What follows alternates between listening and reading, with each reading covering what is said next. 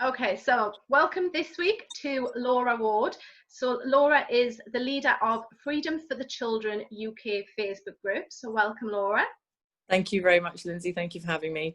So the reason that I asked Laura to come on today, so I've been a member of the group since about August time, and I've been involved and done some work with you, but there was an article produced on Sunday which wasn't exactly truthful. So I wanted to give Laura the chance to come on and share her truth, because if you've been following me for a while, then you will know that I'm a massive advocate for people sharing their truth and speaking their truth.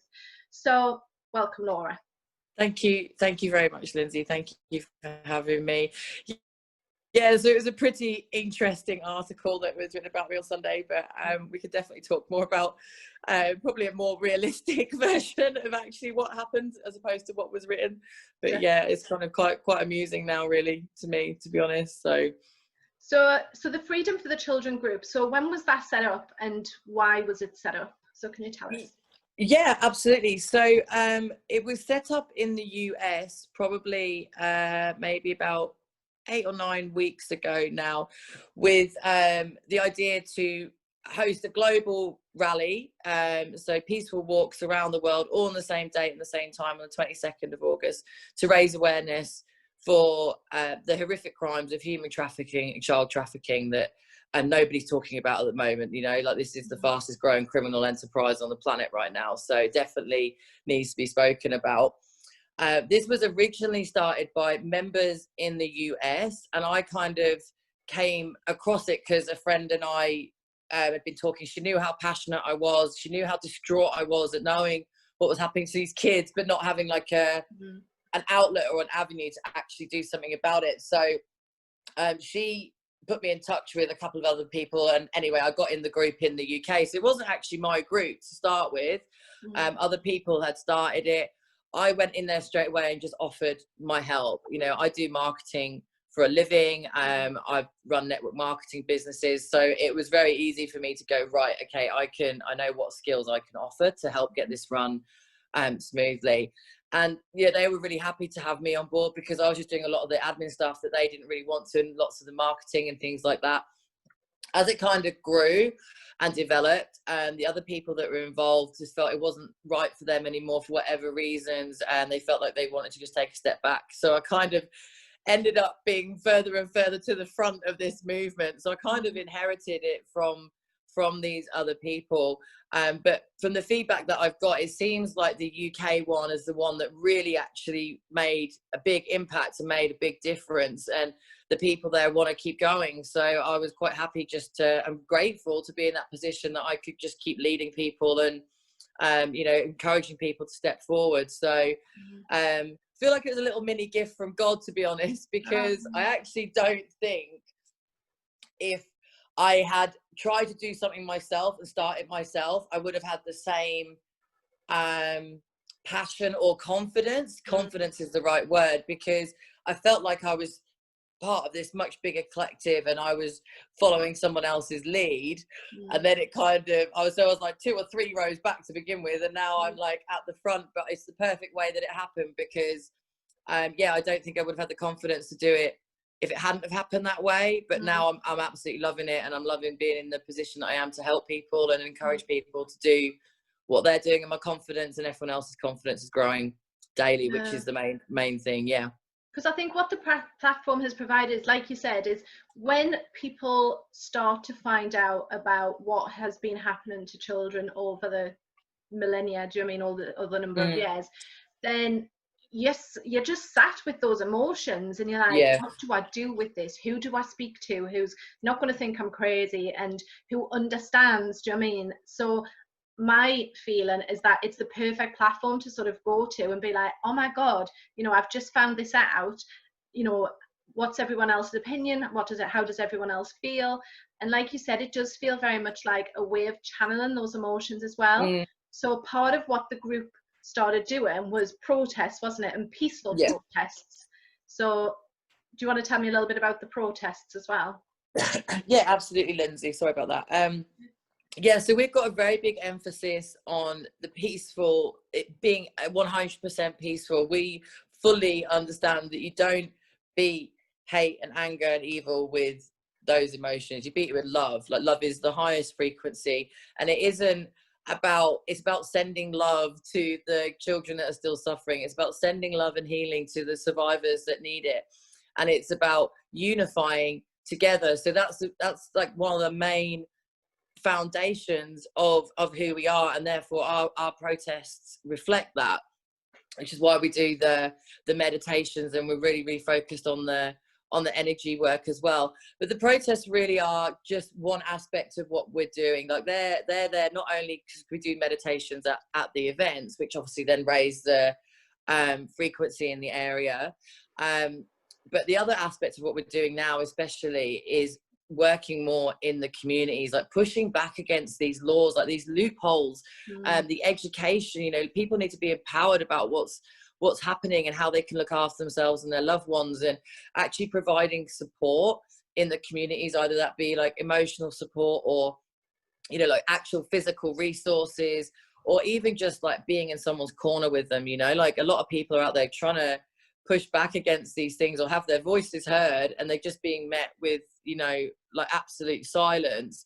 So, you know, we want to help go and, you know, be in the corner with those people and like be a voice for them and help keep pushing forward as well. So the rallies are amazing. I think that appeals to a certain kind of person, which is great. Like, they don't mind being in the public eye. There's a great way that we can attract more people to us, but being able to do a lot more stuff in the community appeals to other people as well that maybe don't want to be in the public eye. They don't want to be in the media. They don't want to be tarred with that brush that they're choosing to tar us with at the moment, and they can do more in the community and be less in the public eye, which I think is really important, because a lot of people do want to help in that way. They're just worried. They're just fearful, you know, like there's a lot that can potentially, you know, their reputation can be completely ruined.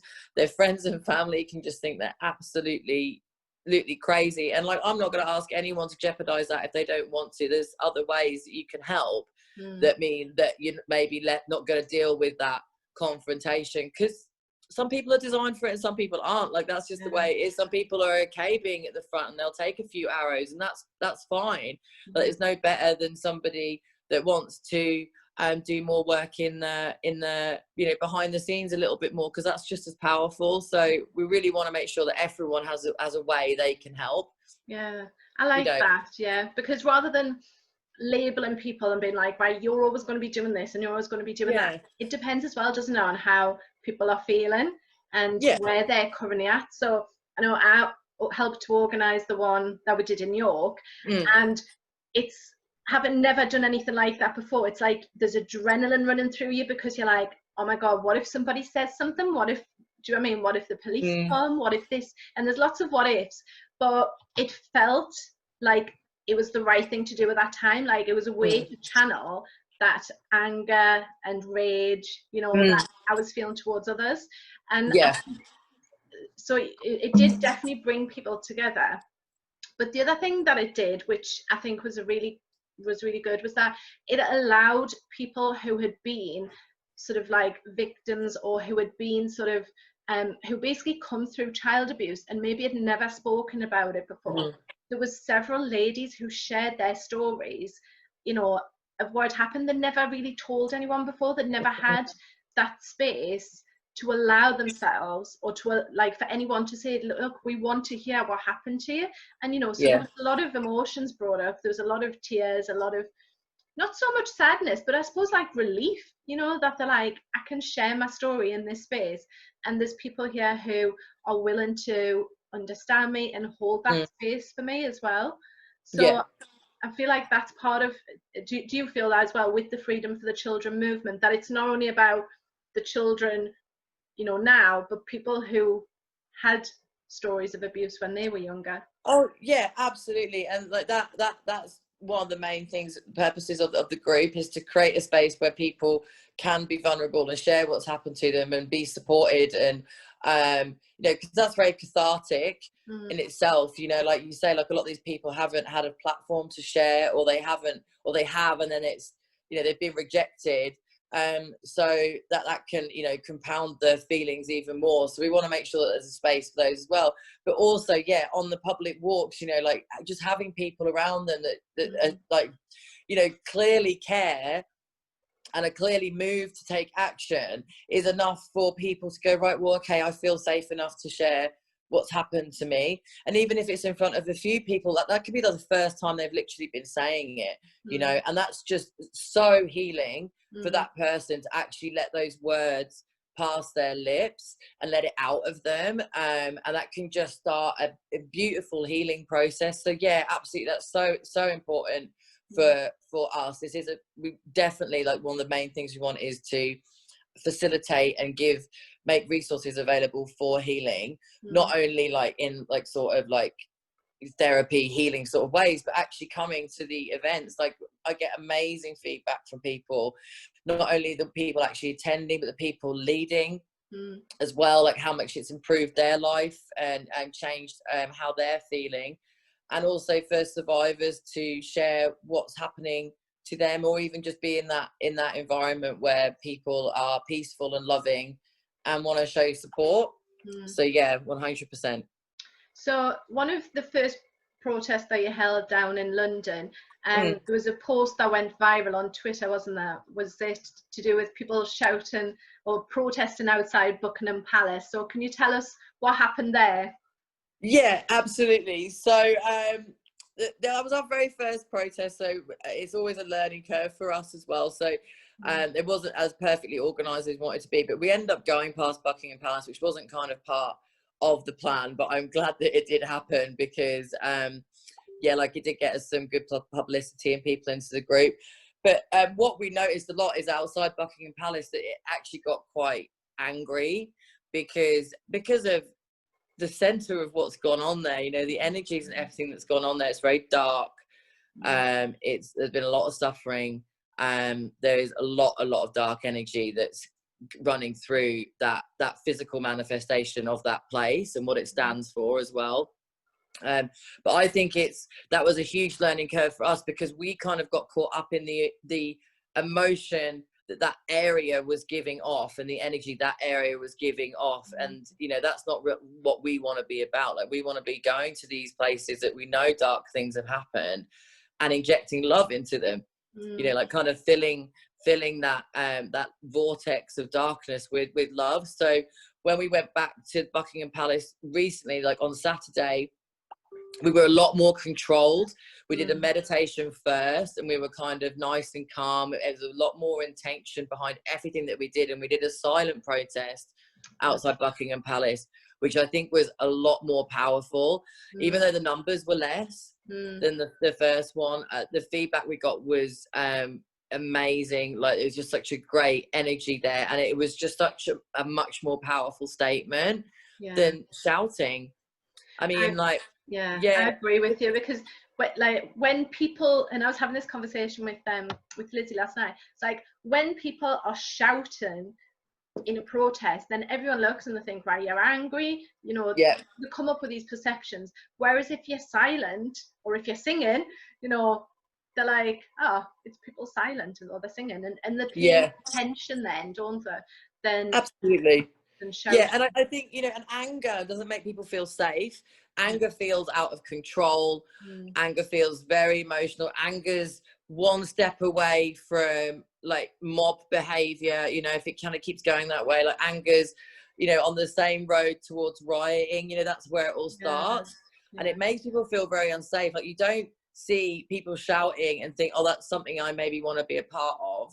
But you can look at people that are clearly well in control of their emotions, well in control of what they're doing. They're following a plan that's been organized. They're following the leadership of the event in itself, and they're completely holding themselves together and following through with what they've agreed to do, which is just so more welcoming to people to join us, because that's such an important aspect of these rallies. It's all well and good saying you want to raise awareness, and I get that you've got to be in the public space if you want to do that. Well, that's one way to do it, but it's about activating and trying to wake people up whilst they're there, you know.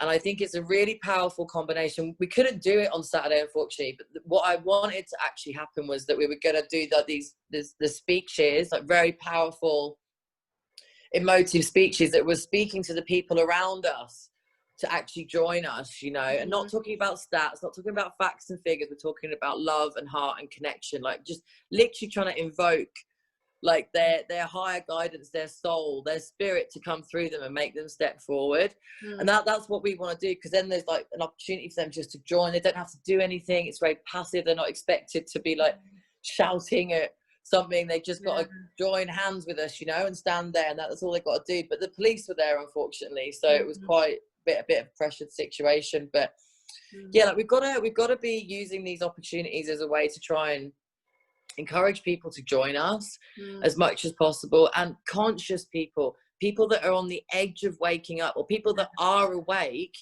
but are scared to step forward, you know, those people, the people that are in the grey area, you know, like that are just on the edge of stepping forward into the light, you know. These are the people that we want to try and talk to and ask us to join us, you know, and stand united with us. And I just think that's really powerful. Like if you start a protest with like 50 people but you end it with 100, wow, that's amazing. Definitely. You've done something fantastic there. And what I've noticed as well is, like, from a lot of the pictures in the group and the walk that I did and the walks that I've seen you guys do, and there's a lot of children there as well, isn't there? And a lot of families are bringing their children to say, look, you know, this is why we're doing it for our children and for their children, you know, and that's why they're standing up and wanting to be counted and being like, look, we're aware of what's going on, and, you know, we want to share this information with others as well, isn't it? Yeah, absolutely. We want families there. We want families and kids there, you know. We want to be so welcoming and approachable, because I think most people feel the same way. Our emphasis is on healing this wound, this collective wound for humanity, and it's rife, it's huge, and it affects all of us in some way. That's why it's manifesting itself in this way, you know, that's why it exists. So you heal that with love and support, like all the other stuff, all like the people getting the retribution they deserve, the people being held accountable for these crimes, like that all happens as a byproduct of healing this. That is just a step that will happen anyway, you know. And I think focusing on the love and the healing and support is just such a much more beautiful way to approach this than trying to focus on like bringing them down, like, which is a very angry emotion and a kind of intention. And going that way doesn't necessarily mean that people are going to be healed. Like it doesn't work that way, you know what I mean? Like healing and allowing this to be released will absolutely mean that everything will be revealed. It's the only way it can go down, you know, because it's being healed, and it will be, and the people will be delivered their retribution. But going after the perpetrators doesn't necessarily mean people are going to get healed. You know, just in terms, so you've mentioned like anger quite a bit, so how do you channel your anger? How do you, when you're feeling like that flame and that passion, how do you embrace your anger? How do you channel it? Anger's not a big one for me, I have to say, so it's probably not sure how helpful I'm going to be on that. Like I've never been a hugely angry person. I get very sad, but that's probably more the way that I go. It does lead into anger sometimes, but I try to tend to release it, like in whatever way I can do that without actually upsetting anybody else. So whether that's just on my own, or go for a walk, or I meditate, or I do breath work, or I do sounding. To be honest, sometimes I go up a mountain and I just literally scream off the edge of a mountain, you know, because it's just like, it's just got to come out. And that always helps me kind of release any kind of pent up frustration. But I'm quite diligent with meditating and breath working anyway. You know, like that's quite a big part of my routine, because it has to be. Like you cannot do this and not be releasing or coming to terms with what's happening inside of you. You know, this isn't a journey that's outside of you. It is your journey. Like if you're involved in this, then it's because it's your journey that you've got to go through too, and there's your healing involved as well. But I think if anyone's involved in this, like your own energy has to be your top priority every single moment of every day. Like, if you're not working from the highest frequency that you can at that time, stop what you're doing. Like, go and make that a priority, to go and relax or release or do a workout or eat better.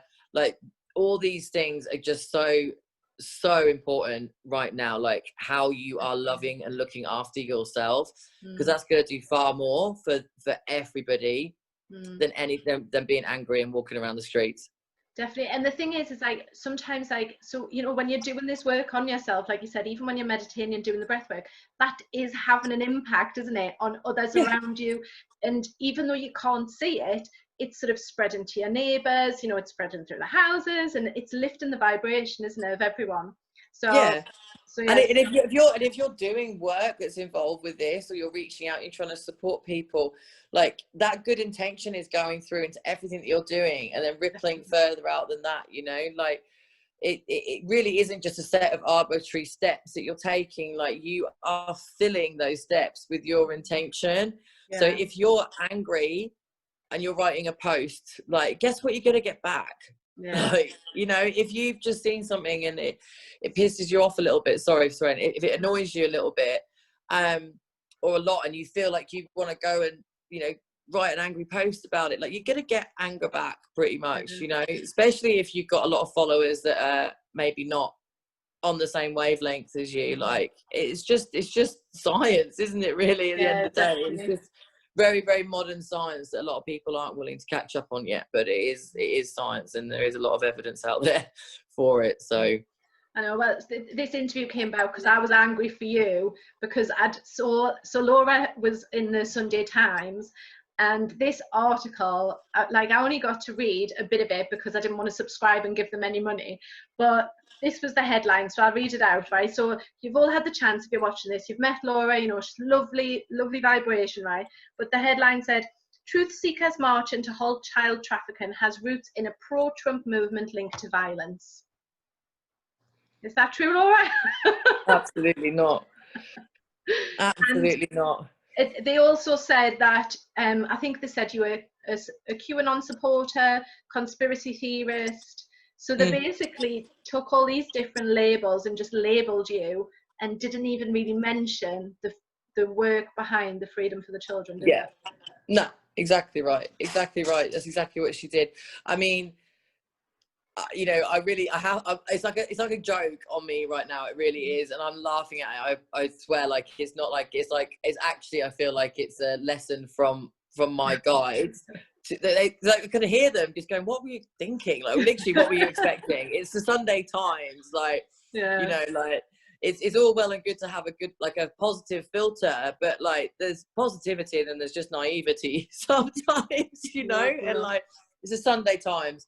You know, like, I really shouldn't have given her the time of day to speak to her. She really clearly had her article written before she spoke to me. Like, it was just an inconsequential, arbitrary process that she went through to make it seem like she was researching or doing her journalistic duties. But she had the article. She had it already, you know. And it's just this. I actually just think this stuff is really funny now, because this really is just the mainstream media incriminating themselves further and further and further. And it's like, how long are you going to keep this up? Like, they're just in it to the end, aren't they? It's just that they can just spread a little bit more fear, or control somebody a little bit more, even though they're on this sinking ship.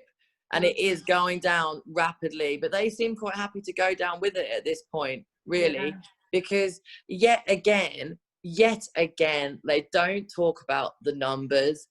They don't talk about the positive effects we're having in the communities, the positive effects we're having on the leaders and the people that are involved. There was no mention of that. She just wanted to talk about QAnon and make it about QAnon, and it's not about QAnon at all, you know. Like I said to her, like, we have members in there that follow QAnon, and we have members that don't follow QAnon.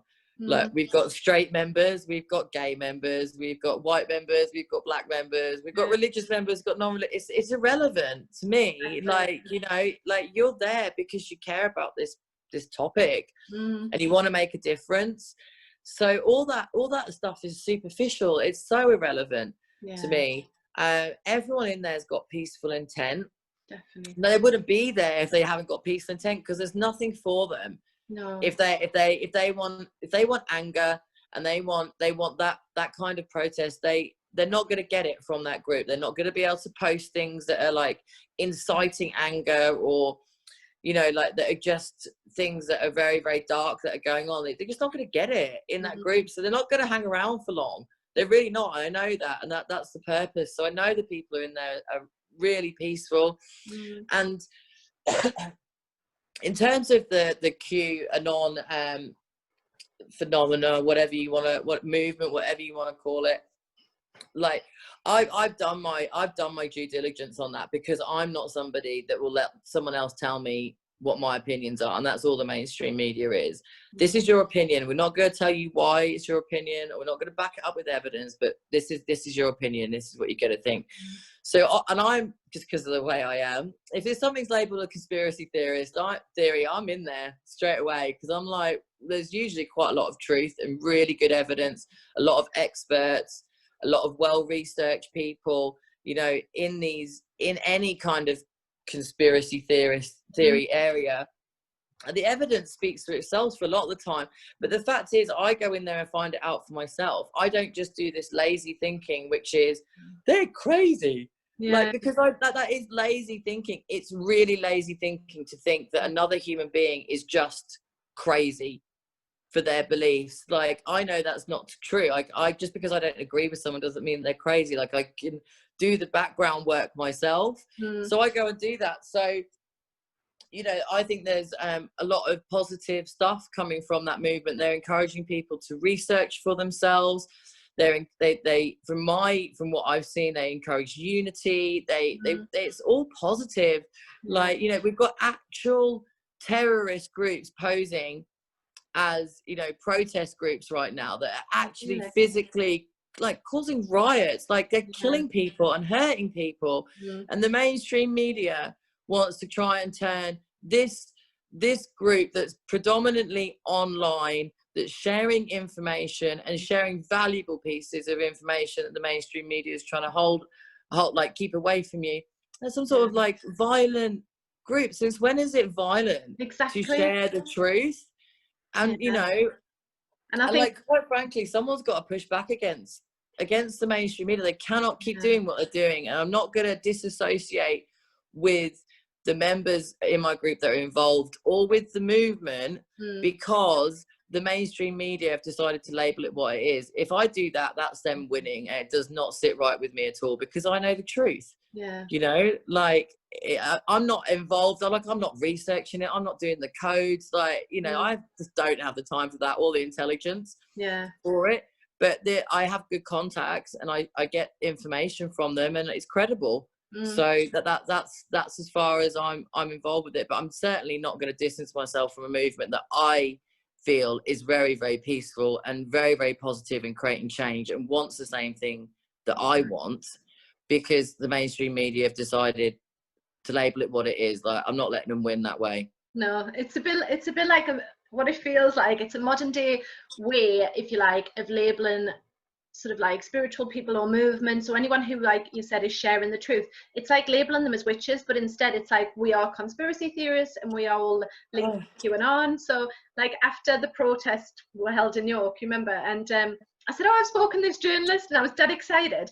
And I shared, like, I overshared as well. I shared with them everything about the protest and about the movement and everything else. And then I went down another avenue, and I was like, oh, QAnon and this and that. But I actually said to him, I said, look, it feels to me you've got two separate stories here. I said, you've got one, which is about the freedom for the children, and the other one, which is about QAnon, and like there's a bigger story, which I said, it's taken me like 6 months of like researching and reading, you know, myself, like you said. So I said, I feel like it's two separate things, but he just lumped everything together. And it was like, Lindsay Banks, QAnon conspiracy theorist. I was like, I didn't say that. Yeah, it's getting to the point where it is just getting to a joke. It really is. And I'll be very, very happy to see it fall. It will happen very, very quickly. Yeah. Because these people as well, you know, like their hands aren't clean. The people writing these stories, you know, they've got a choice. They really do have a choice, you know, and it honestly seems to me like they're selling the soul to the devil. Yeah. Because rather than focusing on the actual problem, the fact that children are being raped and tortured and stolen and kidnapped, and humans exist in conditions where they are slaves, and this is of huge numbers, they don't want to touch that. No. And they miss it every single time, and that's what really starting to like bug me. Because it's just like how can you miss it again? Like, people are actually dying like right now. And the time that I've read your article, the hour that I wasted speaking to you about this, like thousands of other kids have died, or 1,000 other kids have been abused or tortured or raped, all in that time frame, and you refuse to touch on it because somebody is telling you what to write. And it's just like, well, you've made your bed, you can lie in it, because the truth is coming out, and it's coming out fast, and it's coming out hard, and you are directly in its way, and you will be mown down by it 100%. It's you'll have to, well, I'm going to record later. I was just sat by the river and I channeled a message from the Palladians, and they've got a right sense of humor, but they were talking very much about sort of like how we are all playing our part right now.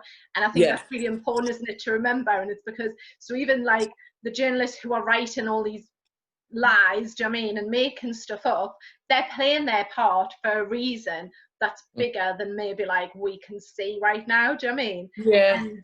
And like you said, you know, there'll be retribution and there'll be karmic stuff comes back, but like everyone's positioned where they need to be, and everyone's playing the role that they need to be playing right now. It's like a massive chess game.